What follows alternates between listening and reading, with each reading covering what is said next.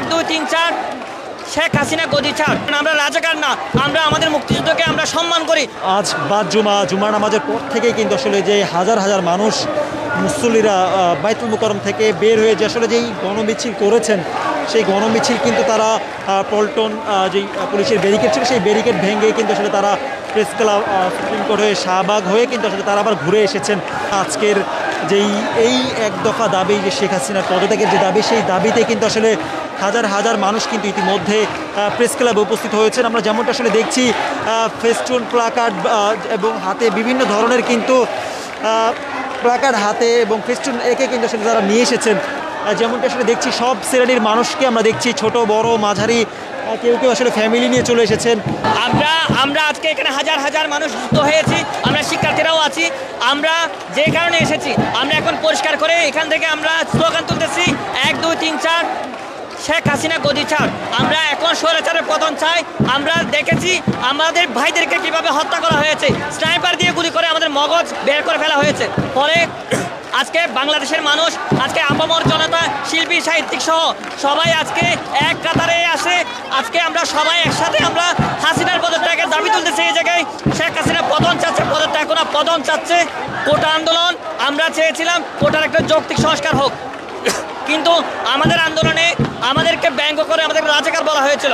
ফলে আমরা রাজাকার বলার পরে আমরা আমাদের শিক্ষার্থীরা ফুঁসে উঠেছে, কারণ আমরা রাজাকার না, আমরা আমাদের মুক্তিযুদ্ধকে আমরা সম্মান করি, মুক্তিযোদ্ধাদেরকে সম্মান করি, আমরা রাজাকারদেরকে ঘৃণা করি। কিন্তু আমাদেরকে যখন রাজাকার বলা হলো তখন আমরা রাজপথে নেমে আসলাম আরও দ্বিগুণ হয়ে, কিন্তু আমাদের ওই মিছিলে গুলি চালানো হয়। ফলে আমরা এখন আরও হাজার হাজার গুণ বেড়ে গেছি আমাদের এখন আন্দোলনকারীরা। আমরা এখন সরাসরি সরকার পতনই চাচ্ছি, কারণ যে সরকার এরকম নিষ্পাত 4 বছরের শিশুকে মারে, এ সরকারের কোনো ধরনের এখানে লেজিটিমেসি নাই। ফলে আমরা সরাসরি সরকার পতনই চাই, এখানে কোনো পদত্যাগ না, সরকার পতন সরাসরি। হাজার হাজার মানুষের যে গণমিছিল, সেই মিছিল নিয়ে কিন্তু আসলে তারা এগিয়ে যাচ্ছেন প্রেস ক্লাব থেকে। আমরা সেটা কিন্তু আসলে দেখানোর চেষ্টা করি।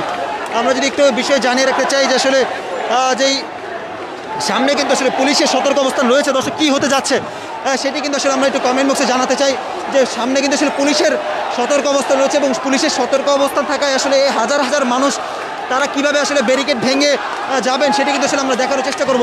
এখানে আইন শৃঙ্খলা রক্ষাকারী বাহিনীর সতর্ক অবস্থান, একই সাথে হাজার হাজার মানুষের যে ভিড় সেটিকে আসলে তারা কিভাবে আটকাবেন সেটি কিন্তু আসলে এখন দেখার বিষয়।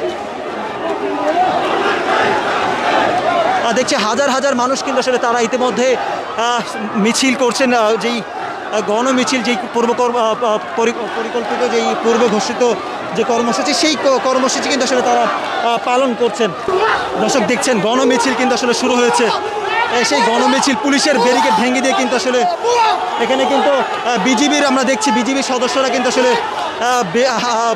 অনেক প্লাটুন কিন্তু আসলে বিজিবির অনেকগুলো প্লাটুন তারা এখানে দাঁড়িয়ে অবস্থান নিয়েছেন। আর বিজিবিকে দেখে কিন্তু আসলে তারা ভুয়া স্লোগান দিচ্ছেন।